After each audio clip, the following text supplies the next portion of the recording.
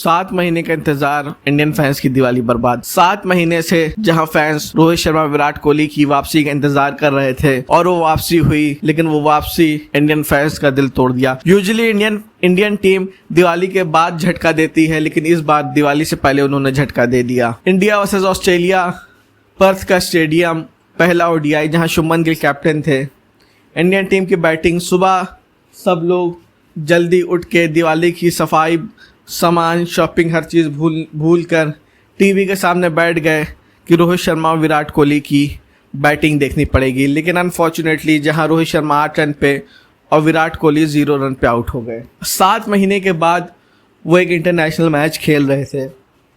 एक पॉजिटिव कहा जा सकता है कि इतना आसान नहीं होता कि 7 महीने के बाद आप मैदान पे आएँ और ईजिली स्कोर कर दें।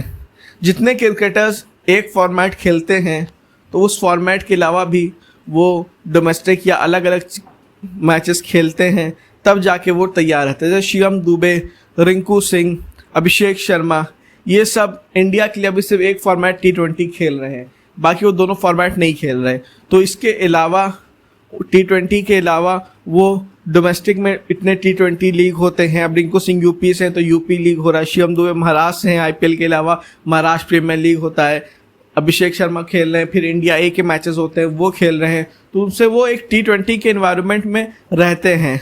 और सबसे कम मैचेस अगर आज के दौर में किसी बायोलैटरल सीरीज़ में हो रहे हैं तो वो ODI मैचेस बहुत कम हो रहे हैं। ज़्यादातर या तो टेस्ट हो रहा है या तो T20 हो रहा है। इसलिए इस फॉर्मेट में वो भी वापसी करना बड़ा मुश्किल है। 1-2 मैच तो लगेगा, लेकिन 1-2 मैच लगने का फ़ायदा क्या, मैच ही खाली 3 मैचों की सीरीज़ है। जहां ODI में भी विराट कोहली और रोहित शर्मा के ऊपर तलवार लटक रही थी रिटायरमेंट की, लेकिन मुझे नहीं लगता कि इतनी ईजिली वो रिटायरमेंट कर देंगे। अभी आगे भी साउथ अफ्रीका की सीरीज़ है, तो रोहित शर्मा और विराट कोहली दोनों में पोटेंशियल है कि अगर बहुत ज़्यादा ख़राब कर देंगे वो आने वाले 10 मैचों में, तब शायद वो उनको रिटायरमेंट लेनी पड़े। लेकिन दोनों में बहुत ज़्यादा पोटेंशियल है वापसी करने के लिए। बात खाली रोहित शर्मा, विराट कोहली की नहीं, उसके अलावा कप्तान शुभमन गिल, श्रेयस अय्यर, कोई ओपन नहीं कर पाया। पहले तो स्टार्टिंग में मिचेल स्टार्क और जॉश हेजलवुड दोनों असुरों ने अपनी ताकतों का पूरी ताकत उन्होंने दिखा दी और इंडिया के अर्ली विकेट्स गिरा दिए। फिर उसके बाद जहां पर श्रेयस अय्यर और अक्षर पटेल का लग रहा था कि वो पारी संभाल सकते हैं, उस जोन में बारिश का आना, बारिश का जाना, बारिश का आना, बारिश का जाना, इस चक्कर में वहां कुछ बहुत ज़्यादा मिसमैच हो गया जहां पे श्रेयस अय्यर भी टिक ना पाए। फिर उसके बाद KL राहुल जो बहुत अच्छे लय में लग रहे थे, ऑस्ट्रेलियन बॉलर्स के खिलाफ बहुत अच्छा खेल रहे थे, लेकिन फिर वो कट के 26 ओवर हो गया। तो फिर एक आदमी जहन बना के बैटिंग करता है कि उसको 50 ओवर खेलना है, जहां एक बैटिंग लाइनअप तैयारी करके आती है 50 ओवर खेलना है, तो उस टाइम पे 26 ओवर हो जाना, तो उस तरह स्कोर करना बहुत गलत है। तो स्कोर करना बहुत मुश्किल होता है, क्योंकि श्रेयस अय्यर, अक्षर पटेल जिस कंडीशन में आए उनको था कि 49 ओवर खेलना है, तो उस हिसाब से वो बॉलों को निकाल रहे थे कि ये एक फेज़ निकल जाए फिर उसके बाद स्कोर करें। अगर उनको मालूम होता कि ये मैच 25-26 ओवर का होगा तो शायद वो वहीं से स्कोर करने का ट्राई करते और इंडिया का स्कोर ज़्यादा होता। तो वहाँ बारिश का आना जाना, वेदर की प्रॉब्लम की वजह से इंडिया को एक नुकसान हुआ। फिर उसके बाद जहाँ 3-4 ओवर बचे, नीतीश कुमार रेड्डी को लास्ट में भेजा, जहां नीतीश कुमार रेड्डी T20 तीनों फॉर्मेट में इंडिया के लिए डेब्यू कर चुके हैं, लेकिन उनकी पोजीशन, उनका बैटिंग पोजीशन अनक्लियर है। जहां नीतीश कुमार रेड्डी खाली एज अ हिटर नहीं, जिस तरह हार्दिक पांड्या दूसरे बैट्समैन के साथ, चाहे विराट कोहली, चाहे जो प्लेयर ऊपर जो प्लेयर बैटिंग कर रहा है उसके साथ वो पार्टनरशिप भी निभा सकते हैं।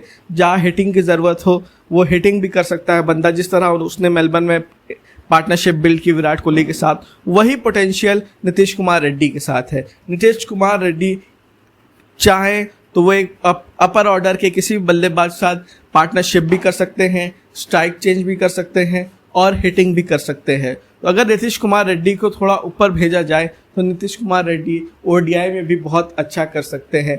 लेकिन उनसे ऊपर वॉशिंगटन सुंदर को भेजा, जो वॉशिंगटन सुंदर कोशिश की उन्होंने लेकिन नहीं कर पाया। मुझे लगता है वॉशिंगटन सुंदर टेस्ट प्लेयर परफेक्ट है और उनसे अच्छे प्लेयर नीतीश कुमार रेड्डी हैं जो आके स्कोर कर सकते हैं ओडीआई में, क्योंकि वो बैटिंग ऑलराउंडर की तरह परफॉर्म करते हैं, ना कि बॉलिंग ऑलराउंडर की तरह। फिर उसके बाद हर्षित राणा।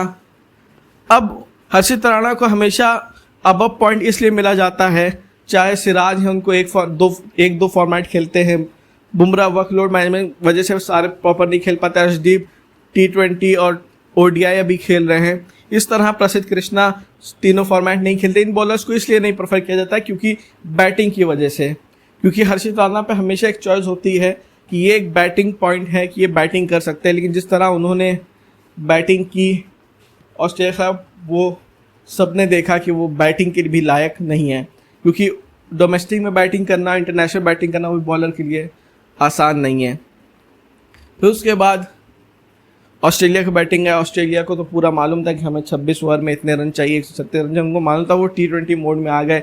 स्टार्टिंग में अर्शदीप सिंह ने ट्रेविस टुल्ले का विकेट तो निकाला, दानासुर को रुखसत कर दिया, दानासुर को चलता किया, लेकिन उसके बाद इंडियन टीम कमज़ोर दिखी। जहां मोहम्मद सिराज ने बॉलिंग लाइन लेंथ सही की लेकिन विकेट नहीं ले पाए। हर्षित राणा भी महंगे हुए, बापू ने एक विकेट लिया, वाशिंगटन सुंदर ने एक विकेट लिया, लेकिन स्कोर कम था और पहले 15 ओवर में ही मैच अपनी तरफ ऑस्ट्रेलिया ने कर दिया था। दोनों में अगर देखा जाए तो इंडिया की बॉलिंग ख़राब नहीं की बहुत ज़्यादा बॉलिंग ख़राब कर दी, या बैटिंग ख़राब हुई, लेकिन उसमें 2-3 कॉजेज़ थे। DLS का जहाँ 136 को 131 कर दिया था, लेकिन दोनों की कंडीशन नहीं देखी जिस तरह इंडिया की बैटिंग करनी आई। चलिए स्टार्टिंग में 6 ओवर में वो ओडीआई की तरह खेले तो समझ में आता है, लेकिन उसके बाद उस जोन में खेलना जहां आदमी को मालूम नहीं कि कितने ओवर होंगे, वो ओडीआई की तरह खेल रहा है तो सोच रहा है कि 30 ओवर तो कम से कम निकालूं ताकि नीचे आने वाला बल्लेबाज स्कोर कर दे। फिर उसके बाद 26 ओवर हो जाना, वो एक प्रॉब्लम होता है। दूसरा, अब 26 ओवर हुआ तो इंडियन बॉलर से ऑल आउट है 5 ओवर करना, वहीं पर मिचेल स्टार्क ने 7 ओवर, जॉश हेजल 7 ओवर पहले ही डाल चुके थे, तो एक प्रॉब्लम थी कि 5 ओवर ज़्यादा नहीं डाल सकते। तो वहाँ पे अर्शदीप सिंह अगर चाहते तो अगर 5 ओवर स्टार्टिंग में डाल देते शायद मैच बन जाता, क्योंकि अर्शदीप सिंह की लाइन और लेंथ बहुत शानदार थी मैच में, लेकिन वही DLS के मेथड की वजह से थोड़ा ऊपर नीचे हुआ, जिससे इंडिया ये मैच हार गई। हालांकि 2 मैचें इतनी बुरी तरह नहीं हारी कि आदमी बिलीव खो दे कि इंडिया वापसी नहीं कर सकती, क्योंकि इंडिया ने परफॉर्मेंस अच्छी की, बस थोड़ा सा प्रॉब्लम्स मैच में हुई। बस रोहित शर्मा, विराट कोहली को एक कमबैक की ज़रूरत है और इंडिया सीरीज में वापस आ सकती है। Thanks for watching this video guys. अगर आपको वीडियो पसंद है तो वीडियो को लाइक करें, चैनल को सब्सक्राइब करें। मिलते हैं नेक्स्ट वीडियो में, तब तक के लिए बाय बाय।